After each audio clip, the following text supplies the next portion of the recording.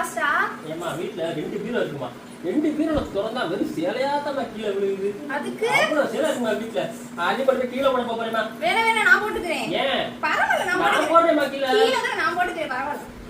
நம்ம மதுரை விளக்கு தூண் நாச்சியாஸ் துணி கடைக்கு பக்கத்தில் 4 கடை தள்ளி செகண்ட் ஃப்ளோரில் சரவணா பட்டு சென்டர் லொக்கேட் ஆயிருக்கு. மதுரையிலேயே பழைய பட்டு புடவைய பெஸ்ட் ப்ரைஸுக்கு வாங்கிக்கிறாங்க. ஒரு 5 சேலை எவ்வளோ பவுன் பண்ணி பார்த்து அம்மா கிட்டேருந்து தூக்கிட்டு வந்து 5 சாரியுமே அவங்க கிட்ட கொடுத்தோம். அவங்களும் வாங்கிட்டு செக் பண்ணி பார்த்தாங்க. நீங்கள் வாட்ஸ்அப்பில் ஃபோட்டோ அனுப்பி இந்த சாரீ அமௌண்ட்டு போகுமா போகாதா எல்லா டீட்டெயில் நீங்கள் அவங்க கிட்ட கேட்டுக்கலாம். ஆனால் நீங்கள் எடுத்துகிட்டு வந்த 5 சாரியுமே வெள்ளி ஜரிகை பட்டு போடுவேன். இந்த 5 சாரி சேர்த்து ஒரு 55,000 ரூபாய்க்கு 55,000 ரூபாய்க்கு போகுமானே. 5 சாரியுமே 55,000க்கு போகும்னு சொன்னாங்க. 55,000மா?